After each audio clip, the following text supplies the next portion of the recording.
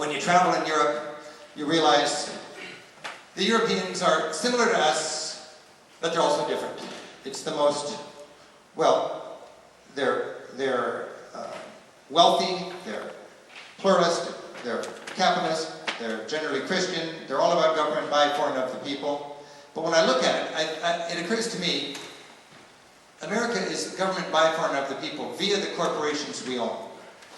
Not a judgmental statement, it's just as a society, we think government should create a good environment so our corporations can prosper and then we can prosper too. Europe sees it as government by, for, and of the people in spite of the corporations they own. The government is what organizes things so the corporations have to account honestly, so the future is taken care of, the environment is taken care of, and the people who are losers at the capitalist scramble are taken care of. It's an interesting choice that two societies make. If you want to see Europe in the extreme, you go up to Scandinavia. Scandinavia is the least church-going, most affluent, most prosperous, and most content part of Europe. I love talking with my European friends. They're like my sounding boards, and I just sit down and I get to ask them questions. This is my friend Ollie. He's a school teacher in a little town in Switzerland, up in the Alps, where everybody has the same last name, a little poor peasant community. I asked Ollie, how can you Europeans, especially you Swiss people, so docilely pay such high taxes? And without missing a beat, he says, well, what's it worth to live in a country where there's no homelessness, no hunger, and where everybody, regardless of how rich their parents are, have access to quality health care and education? It's just like obvious, you know? I mean, he's not a crusader, he's not a liberal in this society. That's the European ethic. And it's something that is very challenging to me. In my travels, I've learned, even if you're motivated only by greed, as I think a lot of Americans are, if you know what's good for you, you don't really want to be filthy rich in a desperately poor world. It's just not a pretty picture. And if you don't know that, travel south of the border and you'll find any middle-class neighborhood has to pool its money to hire an armed guard to stand on the corner so the kids can get to the park safely. I was just down in Central America. Every bank, every pharmacy, every hotel has an armed guard in front of it. We're heading there because of the gap between rich and poor. That's what they've lost track of in these countries, is the gap between rich and poor. And even if you can afford to live behind those fortifications, it's not a successful society. And when you travel, if you travel honestly, you can meet people and realize that, you know, these little kids are just as precious and deserving as our little kids. There's that beautiful, powerful love of mother and father to child. Okay, one thing in Europe that I'm fascinated by compared to the United States is our interest in legislating morality compared to Europe's interest in legislating morality. My European friends tell me a society has to make a choice: tolerate alternative lifestyles or build more prisons. And then they always remind me, you Americans lock up 10 times as many people per capita as we do. Either you are inherently more criminal or there's something goofy about your laws. Everybody here is moral, but I think everybody in this room has a different morality. And if one person could say what is moral and what is not moral, that would be a problem. So you need to give people a little wiggle room. That's the European approach. Prostitution is a good example. I don't think anybody would say prostitution is a good thing, but it's always been there and always will be, no matter how tough the laws are. There's always going to be lonely, horny men that'll pay for sex, and there'll be women who will sell it. In Europe, they realize that, and what they do is they have a policy called pragmatic harm reduction. It's not pro-prostitution, it's just, let's take the crime out of it. Let's take the disease out of it. Let's let these women be independent business people with a license that have to get checked by a doctor in order to keep their license so they're not passing around diseases. Let's make it so when she has a dangerous client and she pushes her emergency button, she's arrested, or she's rescued not by a pimp, but by a policeman. That's the pragmatic European approach. The American approach would be much more moralistic. Oh, you just can't let it happen, it's not right. The European approach, it's gonna happen. Let's be pragmatic and reduce harm to our society. Makes for some very interesting sightseeing as well. When you go to many places around Europe, especially poor areas, and you go from your restaurant into the toilet, you find blue lights. Sometimes it just takes me by surprise, but then I remember, oh, blue lights, yes, I cannot see my veins. See, if you're a junkie trying to shoot up and it's cold outside, you just want to find some restaurant's toilet. Then you can sit down, lock the door, and do your business. Well, it's really frustrating when you go into this particular restaurant. And that's why you have blue lights. And you find them in trouble spots all over Europe to keep the junkies out of the restaurant's bathroom. That particular blue light was in Switzerland, and across the street, bolted to the bridge, is a machine that used to sell cigarettes. Now it's been rejiggered and it sells syringes. Government subsidized syringes almost free. Americans would say, no, you're enabling these people to be junkies. Europeans would say, they are junkies. They're going to be shooting up. They're going to be sharing needles, or we can provide them needles and they'll spread less HIV. Two different ways to look at it. In Europe, they don't spread HIV because needles are there. Down the street from here, on a little quiet street where the tourists don't go, would be what they call a Café Fix. This is a heroin maintenance clinic. And this is where the government helps people who are desperate administer their addiction. In Europe, the word for addiction is, in many countries, enslaved. These people are not criminals, they're sick people.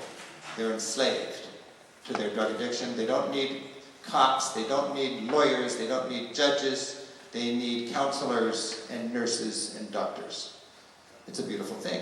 The way Europe thinks out of the box, rather than moralism, rather than simplistic, incarceration sort of policies, 3 strikes and you're out, this kind of stuff. They think pragmatic harm reduction. We both have serious drug problems on both sides of the Atlantic. We both have about 1% of our population addicted to bad drugs. And in the United States, we lose twice as many people per capita heroin overdoses. We lose 18,000 a year, they lose 8,000 a year. It's just two different ways to handle this serious problem. This is a chart that shows incarceration rates. The United States is number 1, and most of Europe is down here. 10 to 1. Ever since we've declared war on drugs in the United States, we've decided to ramp it up. We've spent $1.5 trillion fighting and advertising and locking people up. And the amount of people addicted to hard drugs has stayed about the same. Historically, about 1% of a society has a problem with hard drugs. You can treat it as a crime, or you can treat it as a health challenge. And that's something that's very, very interesting to me. Now, this whole pragmatic harm reduction thing when it comes to soft and hard drugs is very interesting. You can learn a lot about it if you go to Europe. For instance, if you're a parent and your kids are graduating, your major concern is probably, please don't drink and drive on your graduation night, right? Yeah. And how many kids are going to tell their parents they're going to be okay and they're going to party? And then every year, lots of American high school graduates die on the roads because of this drink and drive problem. In Scandinavia, every time I'm there in May and June, the streets are noisy with decorated trucks filled with just blitzed high school graduates having parties. They are going from parent to parent to parent. The parents are hosting the kickers. The parents hire a truck and a driver, and the kids decorate it. And the parents, this is pragmatic harm reduction. The parents don't want them to get drunk, but they're going to get drunk. And in Scandinavia, they say, so you don't have to lie, and so you don't have to drink and drive and die. We're going to be pragmatic about it. We're going to hire you a truck, and you're going to have a good old time. You see, now that's a real tough sell in the United States. It's a very tough sell in the United States. I wouldn't even propose it outside of Portland, But in Scandinavia, it's just common sense. We don't want our kids dead. It's such a fundamental difference, I find. This moralism and this pragmatic harm reduction. Now, for me, there's a huge difference between soft drugs and hard drugs. A lot of Americans have this dream of a drug-free society. There has never been a drug-free society. There never will be a drug-free society. And frankly, I don't want a drug-free society.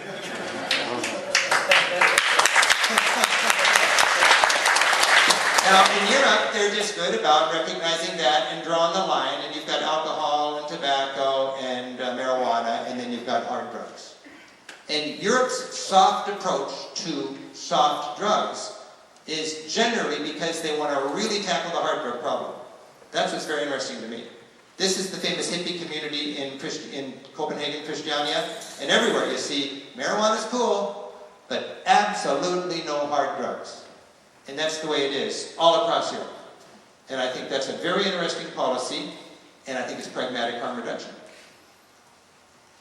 So, it's hard when I'm talking about European drug policy to paint with broad brushstrokes, because some countries are just as regressive as ours, and other countries don't lock up pot smokers, but they have different approaches. In Spain and in Czech Republic, I believe, they have growers clubs. You can actually go to a shop and you can buy all the gear you want to grow your own pot. You can buy your seeds, you can buy your lamps and everything, and your fertilizer and your green thumb books and everything, but you can't sell it in a coffee shop, and you certainly can't buy it in a kind of the equivalent of a liquor store like in Washington State, you see. So that's a different approach. That's the, when you go to Spain, you'll find marijuana leaves out on the street, just like anybody hanging out their shingle, and you step inside and you've got what you need to grow. That's one way that some societies deal with this. Bottom line, they're not locking people up. When you go to the Netherlands, of course, they've got the coffee shop approach, and that means that it's really no big deal. They sell it in a pub like we sell our beer in a pub. A coffee shop in the Netherlands does not sell coffee, it sells marijuana. And when you think about the coffee shops in the Netherlands, it's very interesting to understand the Dutch approach to this. First of all, it's not for kids. Minors are not allowed in there. There's only a certain amount they'll sell in everybody, and you cannot advertise. You'll never see any advertising. There's not buy two, get one free, or anything like that. And there's strict legislation, regulations. For instance, until recently, the amount of inventory you can have in stock at any one time in a coffee shop in the Netherlands is half a kilo, about 1 pound. You can sell 20 pounds in a day, but you'd have to take 40 deliveries. The mayor of Amsterdam was actually advocating to raise the allowable amount of inventory just to cut down on traffic congestion in the city.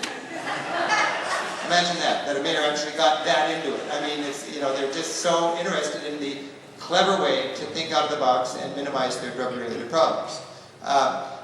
Also, you can, in the coffee shops, you can actually lose your license for selling tobacco, or having people smoke tobacco, because in Europe it's very strict about tobacco smoke, and they're worried about workers mostly having to inhale the tobacco.